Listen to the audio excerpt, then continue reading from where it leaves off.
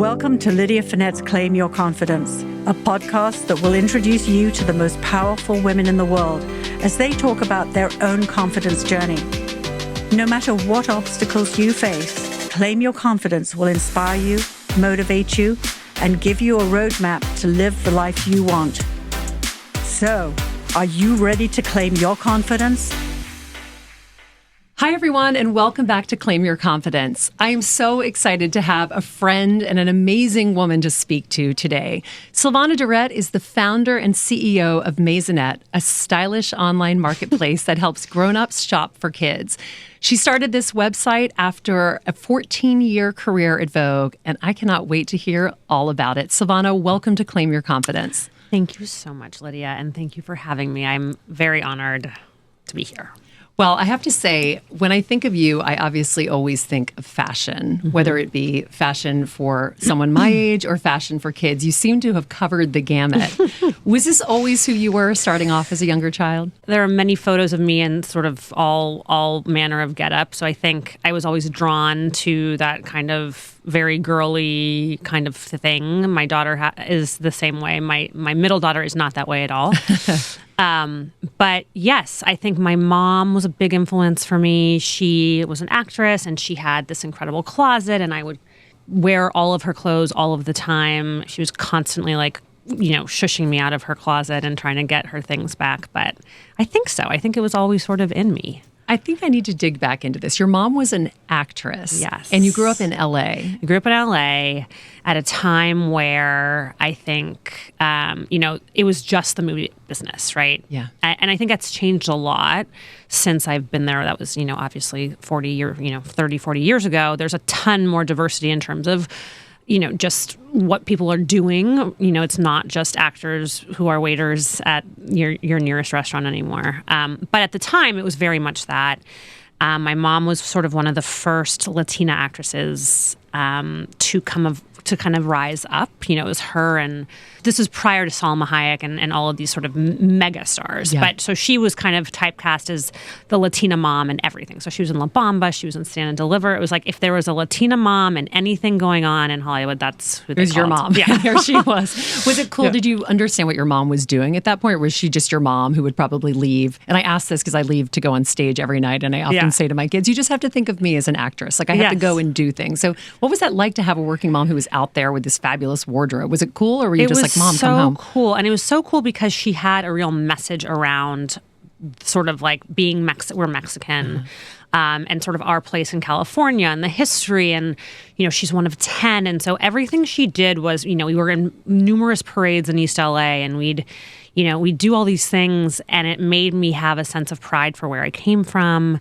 I also was proud of her for sort of being a representative. And she was also an actress. So it was all very cool and inspiring for sure. And what was your dad like? My dad is certainly not Mexican. He's, I like to say he's like the whitest man ever. He's from like London, it's like Scottish, Irish, every sort of like European nation. But he is a director. So they met, in the industry, as it were. And he did a ton of sports movies were his thing. He was sort of more known for The Sting. He wrote The Sting. So he won an Academy Award when he was like 25 or 26. Wow. Yeah.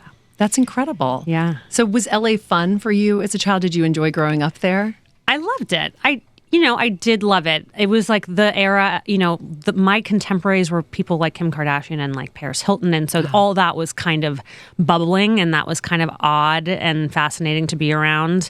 And ultimately, I think why I left, because I sort of felt like I wanted to get out of that movie. Everyone in my family's in the movie business. I wanted to do something different. Yeah. I went all the way, to New Jersey for school. And I sort of never looked back. But I did really enjoy my time there. Yeah. And I think that that's definitely something that people talk about. I mean, I grew up in Louisiana and I love having grown up there. I feel like that's so much a part of who I am. Totally. But I also equally love having moved to New York, and I love that part of my life as well. So I get that sort of both and feeling. Mm-hmm. So you said this, but you came East Coast for college. You went to Princeton. Yep. And tell me what that was like, because I remember even coming to boarding school from Louisiana. It was a real whiplash. Yeah. Well, I didn't even know what boarding school was. Yeah. All of my friends at Princeton had gone to boarding school, and I, in my mind, I associated boarding school with military school. Yeah, and so that's like everyone in Louisiana always thought that. Yeah, I was like, oh my God, these are all like, problem kids. problem children. Absolutely. How did they get into Princeton? Exactly. I don't understand. Is it like a feeder? Yeah. I didn't understand what boarding schools were. I didn't understand what lacrosse was. No one understood what volleyball was, which was what I played. Yep. And so it was great for me to sort of expand my horizons. I had no idea about East Coast culture. And it was a big Southern school, too. So I learned a lot about the South and sort of fell in love with the South while being there. It was so great. I will say Princeton is, I say this a lot to my husband, and he's somewhat offended, but I say this was the best 4 years of my life. Obviously, outside of the birth of my children and my husband and all those things, but it was such a formative and awesome experience. And so where did you go from Princeton? You didn't go home. Straight to New York. Straight to New York. And did you know that you were always going to live in New York? Yes. Yeah. My sister lived there. I tended to do whatever my sister did. We were from a divorced family, and so she was really like my rock through a lot of the divorce. And so she also went to Princeton. The story goes on. We also aptly named our theses sort of very similarly. Our husbands like to remind us. They put them next to each other and they're like, this is the same thesis, basically. But so I followed her. And also I got to see sort of her life in Princeton, her life in New York. And I always wanted that. It was sort of, the creme de la creme. It was so cool to be in. I would come to New York on the weekends to see her, and I loved the life that she was living with her friends. Like, even though they were in this tiny apartment, but it really was an inspiration. And it was always an inspiration for me to work harder, to get to that next milestone so that I could get into Princeton and then get the job in New York and all of those things. Were there moments where you feel like you were really living who you were? Or were you just kind of trying to figure it out along the way? I was just trying to figure it out. Yeah. I mean, I think you do. I think most kids at that age are confident because you're coming out of college and life is sort of, there for the taking, and you just think that you can do whatever you want. I think, like, in some ways, my confidence has waned since then, right? Yeah. There's so much life kind of happens, and you have all these sort of challenges, and then you start to question things. But at that time, I felt pretty confident. I was sort of like, I just graduated from Princeton, and I'm going to go into fashion, and I'm not going to be in the movie business, and You're like, I'm doing this on my own. This, but I think you need that. Yeah. I think you need that to launch. Yeah. I think you're completely right. Yeah. So where was your first stop after Princeton? So I had no job. I was living with Adam, which was not, first of all, Mexican Catholic family. Like, I don't even think my mom knows this, but we were living in his apartment with 8 of his friends. Wonderful. Yeah, what a lovely setup. It was disgusting. It's a very New York. For those of you who do not live in New York City, anyone who lived in New York City in their 20s is nodding along with this with no judgment, and probably did the same thing. Yeah. There were rooms that didn't have windows. They would just put walls up. Yep. We had a windowed room, thank God. And we had no bed, so we slept on the floor. I had no job. He would go to work, and he would come back, and I'd still be there, like, cleaning the toilet. And he'd be like, "What are you doing with your life?" Because the reality was, I had submitted my resume to many places, and at the time, resumes, I think I may have emailed. It was like the beginning of email. Yeah, email was not secure, right? Like, you did not feel safe, or that somebody had received it. So I had sent my resume to Condé Nast as purely informational. I had also faxed it. There were still faxes. Yes. And I hadn't heard back, and I wasn't necessarily in a rush. Yeah, because you had Adam's Palace. Yeah, it was wonderful. And so one day, my friend had told me that she had just gone into interview for Sarah Clark, actually. Oh, yeah? She was like, I just interviewed to be Anna Wintour's assistant. I was like, I just sent my resume to them. I wonder if Condé Nast even got it. And so I called the HR department, and I said, do you have my resume? I faxed it. They said they did not receive my resume. I refaxed it. Mm-hmm. And they said, well, can you come in just for an informational, general, get to know you, whatever. And in my mind, I was like, I will do whatever you want me to do. I had a list of magazines I thought were cool. And I came in a very nerdy, very corporate look. I was not expecting to meet, I was expecting to meet with HR. I had 11 interviews that day. In the same day? In the same day. Where they just bounced you around from person to person? Yeah. And I don't even remember who I met with. And then finally, I'm up at Vogue, and I meet with the managing editor at the time, who was incredible, and a Southern woman who I remember the interview so well. And then I met with Anna's assistants, and then I met with her. And I was quaking in my boots. I was like, can I go home and change? I'm literally in a white button down and like a black pencil skirt. And they're like, nope, you're fine. And they gave me a few words of advice and they like sent me in. And I sat down and we talked for maybe 5 minutes. And I walked out and I was like, I did not get that job. So let me ask you this, because I'm not even sure in those years I really knew who Anna Wintour was. Yeah. I think I knew a little really bit about either. Vogue. I mean, that I think was kind of part of the interesting thing. Yeah. I had a lot of friends who were working in magazines at that point.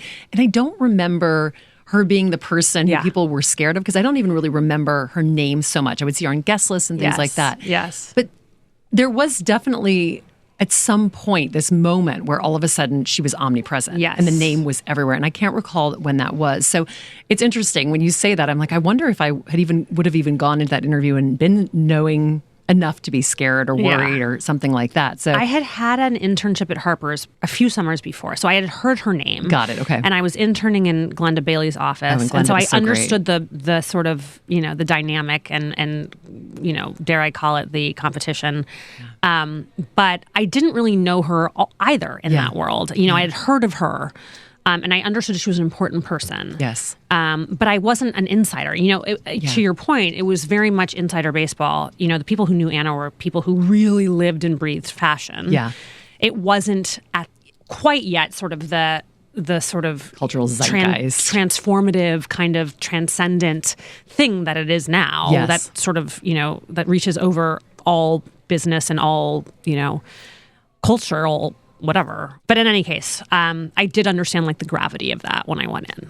So then what happened next? So I was almost positive I didn't get the job. I sort of had a laugh about it with Adam and my sister, and they were like, of course you went in with, looking like a total dud and the whole thing. Thanks, guys. Thank you so much. And then the next day they called me and told me I got the job, and I was shocked. I didn't even know I was interviewing for the job, really. I mean, I went in thinking I was just going to be like, here's who I am, here's what I've done so far, and then we'll go see, if there are opportunities.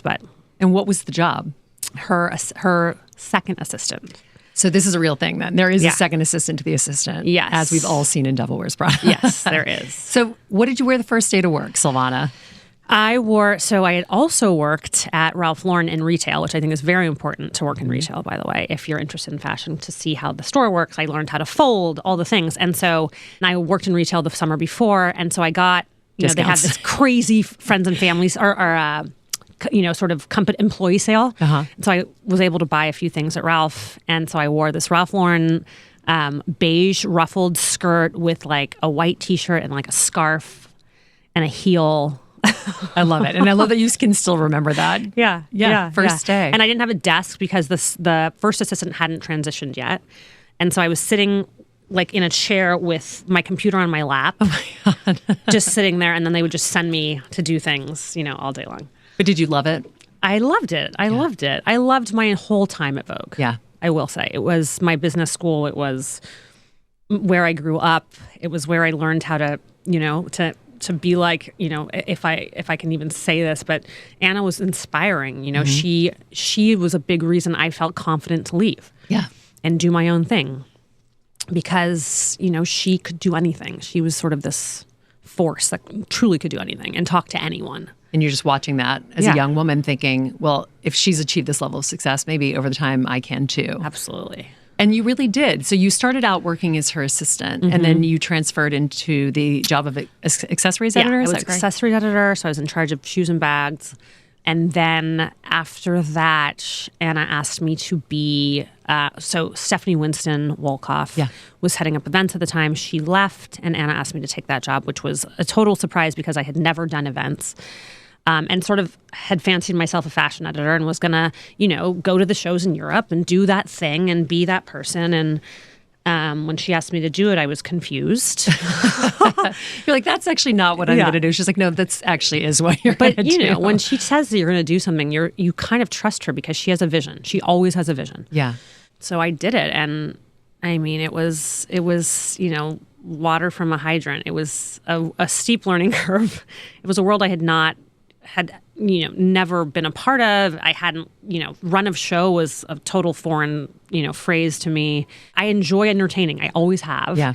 And so that part really excited me. And it was an incredible way to network and to work really closely with Anna, which is really ultimately, why I loved it so much, was just being with her and understanding her brain and kind of being her right hand on a lot of those types of initiatives. And learning probably just through osmosis of names and the way to do things and the proper way to do things. Yeah. And so we intersected, and I have such a distinct memory of you coming to Christie's. We were working on a partnership around the green auction, which was probably 2011. I mean, this was a long time ago. Yes. Okay. And it was before Nicki Minaj was Nicki Minaj. Yes. And I think Anna was about to put her on the cover, perhaps, of Vogue. Maybe. Okay. I might be remembering these things backwards, but I definitely remember us working on this event together and sitting there with the guest list and the names all on, different colored, I guess, Post-it notes that were sort of laid around the floor. And just thinking you were so cool and calm and collected. And I remember the phone kept ringing and it was Anna calling you. And I remember saying to you, you put it down and I was like, is that Anna Wintour?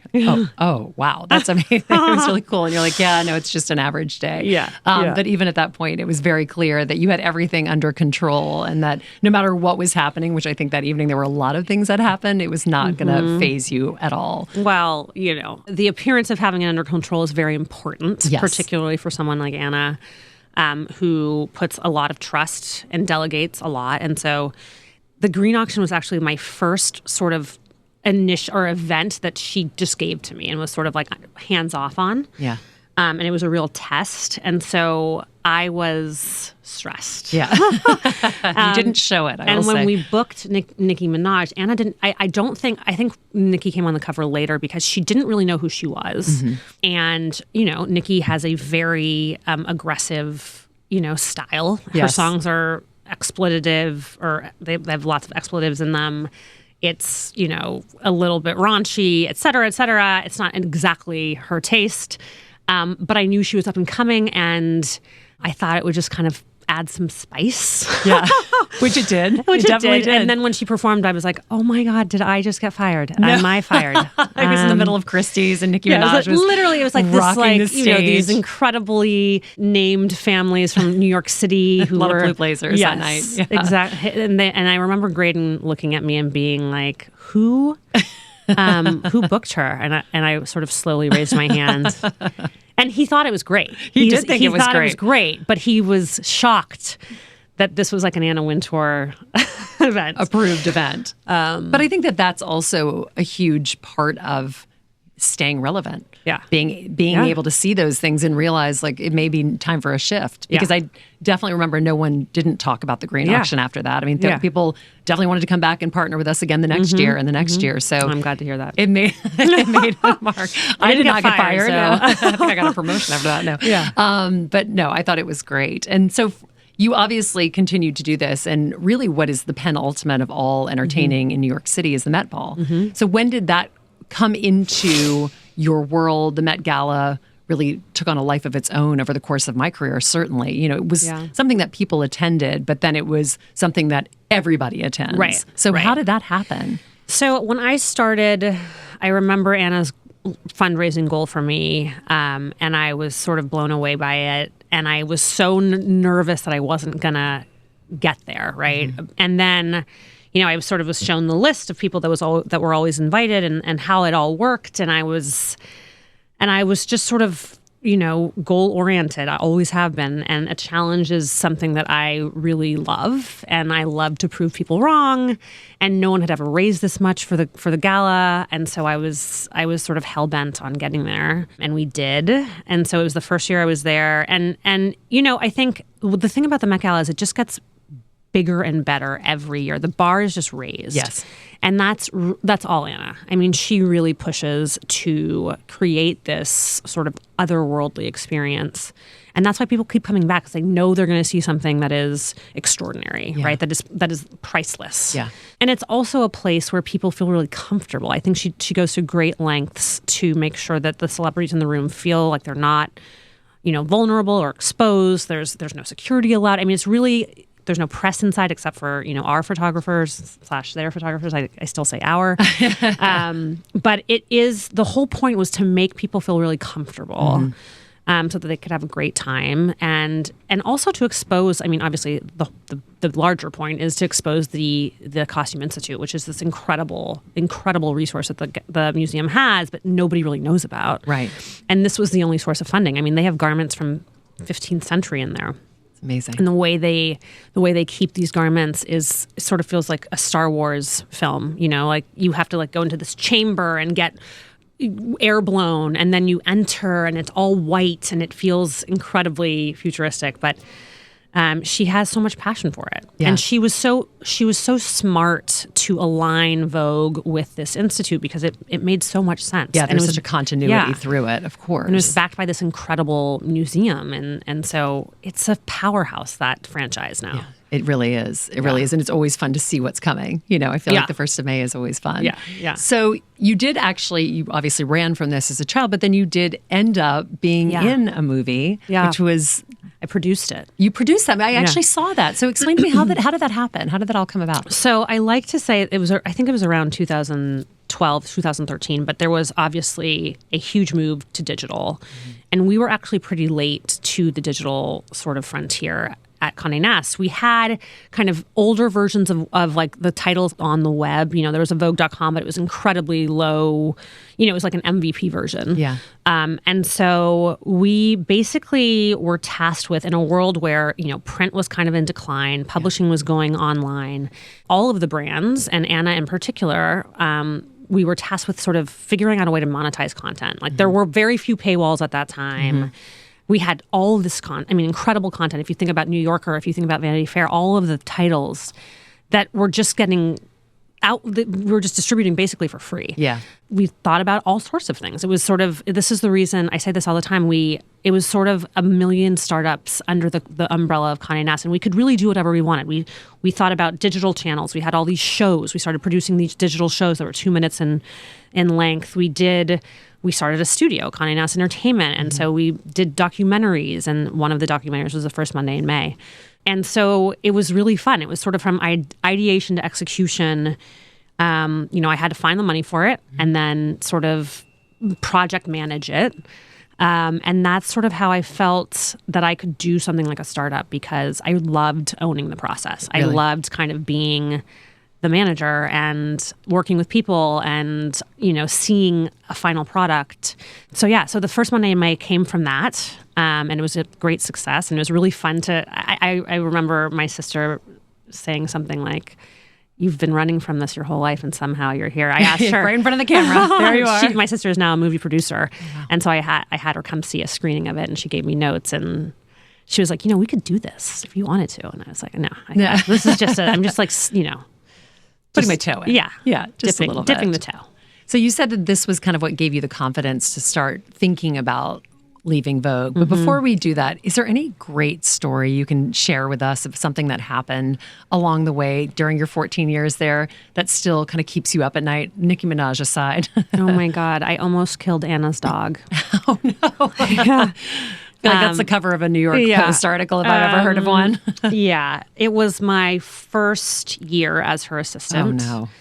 And part of my duties was, and this is widely known, so I don't think I'm speaking out of turn, but you bring the book to her every night. She looks at a version of the magazine every single night. And so on one particular night, she was out to dinner, and she said, "Can you put the dog out?" Her name was Sandy. And she said, "Can you put Sandy out?" And I said, "Sure." And in my mind, like, put the dog out means like, put it out. And then it comes back. No. And like someone else is going to bring, like, you want them to stay out, right? Oh. Right? Don't you want them to stay out? Joe's nodding. Instead of like, take the dog out, and to me implies like, take him out and then bring him back in. But like, put the dog out. So I was like, oh, she's at dinner. She's going to come back. She probably doesn't want him in the house while she's at dinner. So I'm just going to put the dog out for good. And that night, it snowed about 3 inches. Oh, no. And I get a call at 5 a.m. From her house, or no, from her, and she's like, "Where's Sandy?"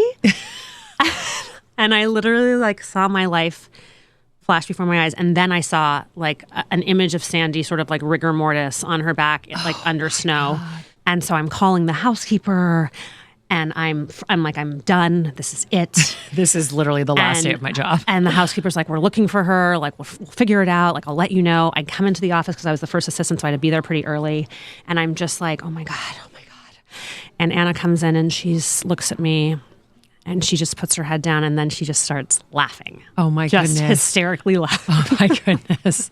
I'm glad the story went in this direction. I did not know that it was. God. And she said, we found Sandy. He was at the neighbor's, Sylvana. And I was like apoplectic. I was crying. Oh my God. I was so apologetic. And she just thought it was so funny because she knew what the gravity of that could have been. Yes, exactly. The other side of that story has no laughter whatsoever and no job for Sylvana. No. The other side of that. No.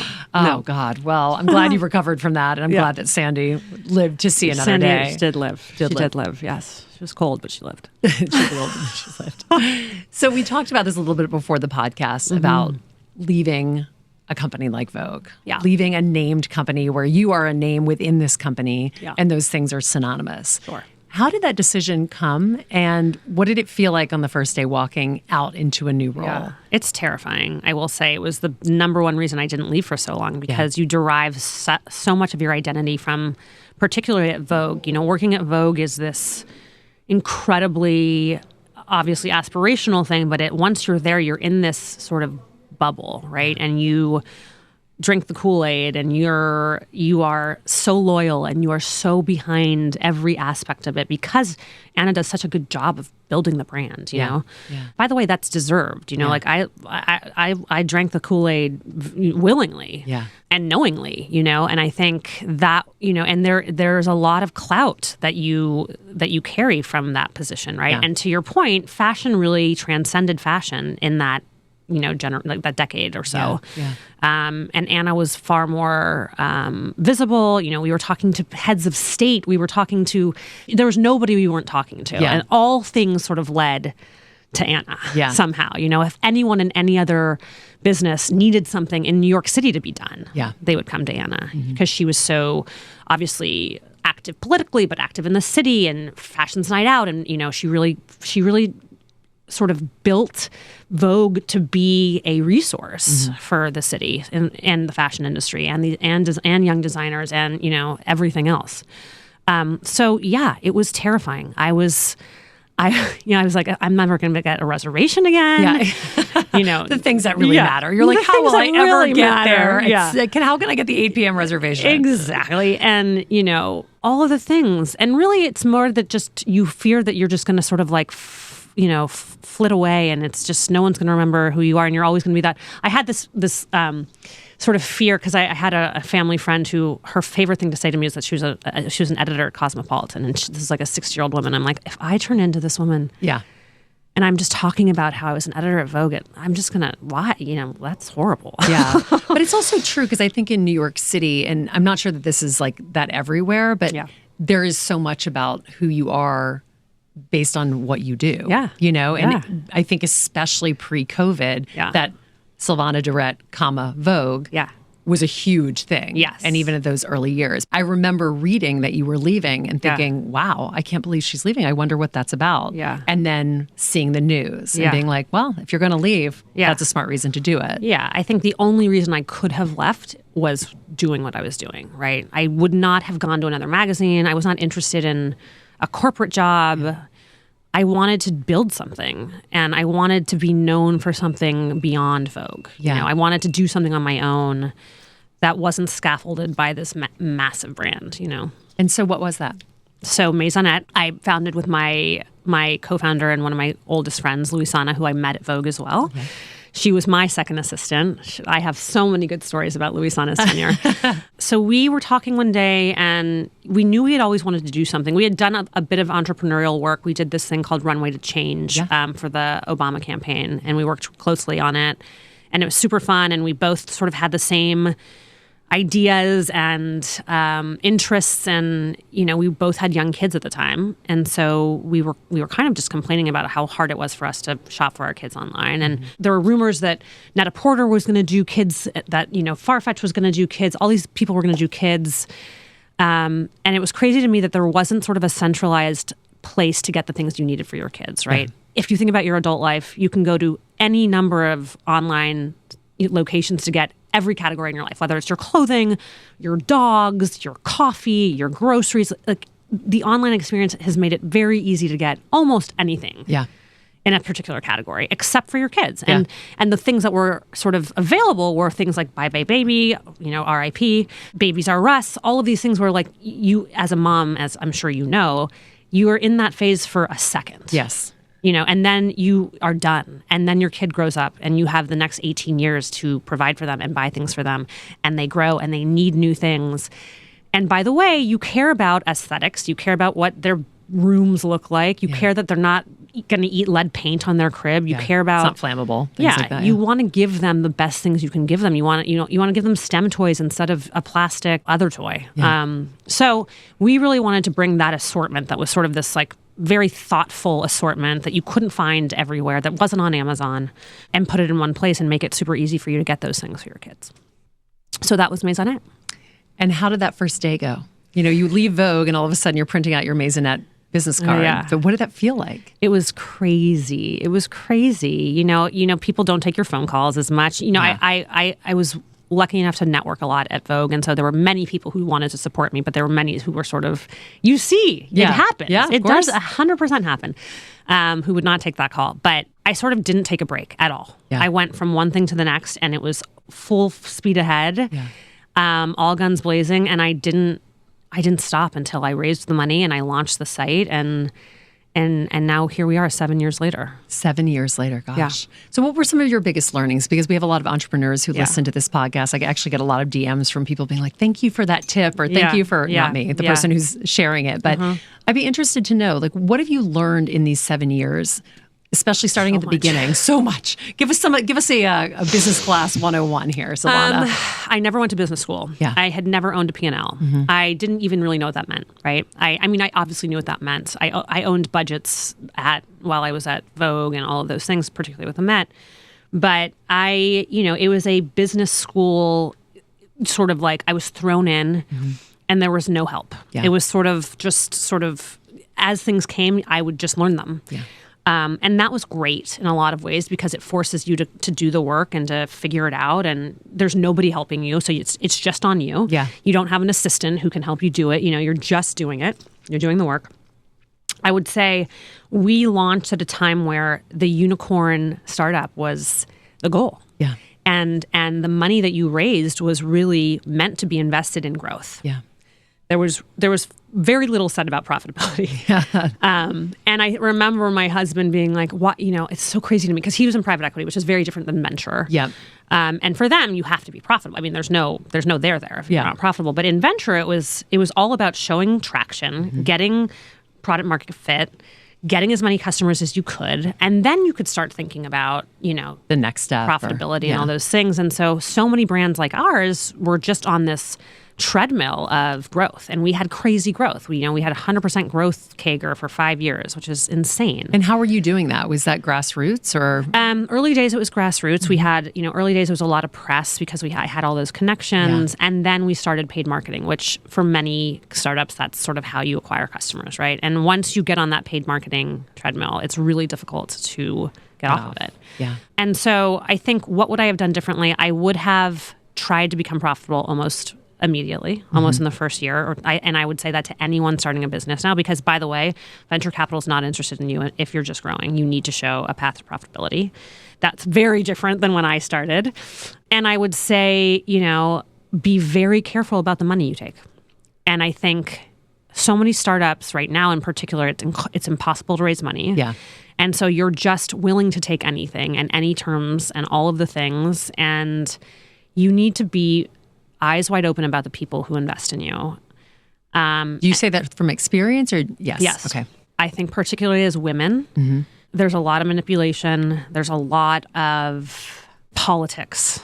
And I think, it's way better to grow slowly and to build a business, a forever business, than grow quickly and lose control of your business. I mean, truly, that's what happens. You lose control, and you get diluted. And this thing, not that I'm speaking from experience, but this thing that you've been building for 7 years is no longer, you own very little of it. Yeah. And so that's, I think, what a lot of founders are going through right now, in my cohort, right? It's sort of in the last year and a half with sort of the recession and the macro environment and capital drying up, we've all had to just sort of cut costs and get to profitability. And that means, getting, especially if you still need to be funded, really punitive terms. Yeah. And that's fine because I think the North Star for us right now is profitability and retaking control of the business so that we aren't beholden to investors any longer. Yeah. And luckily we are in a position to do that. We have capital in the business to do that. It's just been a long road. It's been a long road. Yeah. It's so interesting talking to people who've stepped out onto their own about the path, what they thought it was going to be, how it completely evolved and turned and twisted and now doesn't necessarily look the way you thought it would. Do you feel like that? Or do you feel like when you think back 7 years ago, this is what you wanted it to be and here it is? I talk to my therapist about this weekly. But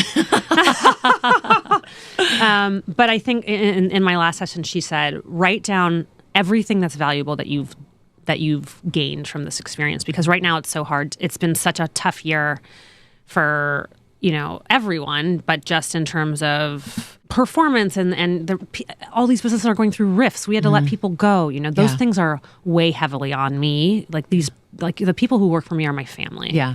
Yeah. But you do what you have to do to get this business across, and nobody sees that really, right? Because the business continues on. People are shopping, and we're doing great things, and we're still totally good, right? The business is going to be great. It's just the inner workings, the things that go on behind the scenes are really tough. Yeah. In the last 16 months, it's been I've been doing the things I don't love to do. I've had to do the things I don't love to do because I have to make sure that the business survives and is properly funded and all the things and is getting to profitability. But I have learned I would not do it differently, even though I would think about money differently and I would think about profitability differently. But I've learned so much. I went from knowing really nothing about business to knowing a lot more. I went from sort of, understanding a little bit about kind of technology, a little bit about markets. I feel like I'm an expert in these things now. You're like, now I teach a class. Yeah. If you had asked me 10 years ago, I would have laughed in your face. Yeah. I have autonomy over my life. I can see my kids when I want to. Yeah. It's a subject matter that I love, obviously. And I've changed people's lives. I mean, I'm not curing cancer. I am very aware of that. But the amount of people who come up to me and say, I found this on your site, I'm obsessed with it, or this thing made my kid's day, this Halloween costume, or this, that makes it, you realize that it's actually needed, right? Yeah. It's not just a fluffy, fun website you go to. It's people need this in their lives. It helps them spend less time shopping and more time with their kids. And that's really important. Yeah. And speaking of that, and we talked a little bit about this before too, we're both moms of 3. Yeah. What do you think helps you get through that time when you are feeling the guilt of being a working mom with 3 kids? Because I certainly feel it too. And I don't know that another mom who doesn't. It doesn't go away. It doesn't go away, especially when you own your business, because there's no end. There's no end. You're always working. You're always working. And you're always on your phone. And they remind me to put my phone down, which is embarrassing. Yeah. But they're also really proud of me. Yeah. And I would say that there are many times that drop off where, like, out of nowhere, my 6-year-old will just look at another mom and say, my mom's the CEO of Maisonette. Yeah, I love that. And she doesn't even know what a CEO is. Yeah. But she knows that's She knows important. the CEO is the boss. Yeah. That's what she knows. And I'm embarrassed by it because I'm like, okay, thank you. You're very, very sweet of you. But they know that it's a big deal to run a business and they see the sacrifice, and that's awesome for them, you know? Especially because you have 2 daughters as well, and your son, but it is, I think, for girls to see a mom who's really taking ownership of her life and running her own company is exciting. Yeah. It's really exciting. My daughter asked me the other day, so-and-so's mom picks her up every day. Why can't you pick me up every day? Totally, yeah. And instead of saying, I know, oh my God, I hate it, I wish I could, I was like, I love my job. Yeah. I really wanted her to understand that I like working. Yeah. Agreed. And I make a decision not to pick you up. I love you so much, but I make this decision because it makes me happy. Yeah. And I want you to feel that too. Yeah. And I think that's really, you have to lead by example. Agreed. Totally agree. Well, I can't think of a better way to wrap that up. What a wonderful last sort of moment for all of us, and so much wisdom. And this incredible path is such an exciting thing to listen to. I'm sure that there are so many people who are going to listen to this on so many different levels and learn so much from it. So thank you for sharing so much. Having me. No, I mean, honestly, you've been so open, which is always such a great thing when you're talking to a guest, to really get to know them even though you know them. So I want to ask you, where can we find you? Obviously, Maisonette on Instagram. Tell us about all the places that we can look for you, your career, any advice that you're giving. God, on Instagram, I don't really give it at Sylvanitas, I think is my thing. And then I guess just on Maisonette. Maisonette. We'll keep looking for you on Maisonette for sure. Yeah. And I want to just, instead of asking people a question, which is often what I do at the very end of this, I want to just say to the listeners something that you said earlier. Have you spent any time writing down the things that are valuable to you? No, and I wish I would. Yeah. I've been thinking a lot about that lately because I think we all have a story to tell. Yeah. You know, I think we all do. And I think about it a lot and I want to do it and I haven't done it, but in the last few months, I've really thought about doing it. And hopefully coming out of this and reading your book, I'm going to start doing it. Well, I will say I look forward to the day that you write your book, and I'm going to say it here because I'm ready to read it. So get writing. And to everyone who's listening, I hope you'll spend a couple of minutes after listening to this podcast writing down what's valuable to you. And it's important that we all think about that because otherwise life passes us by and we're not necessarily prioritizing the things that we want to. Totally. Well, thank you again for joining us, Sylvana. Thank you to Joe, our amazing producer who makes everything wonderful. And also I love because he laughs as we talk and I can see him. So I always know the parts that he loves. So thank you for being here, Joe. Thank you to Rockefeller Center and Newsstand Studios. I know, for this fantastic studio that I love so much. And I feel like I spend so much great time in here. So thank you for being part of it. I'm Lydia Fenet. This is Claim Your Confidence. Tune in again next week when we have a fantastic guest every Tuesday. Thanks and have a wonderful week.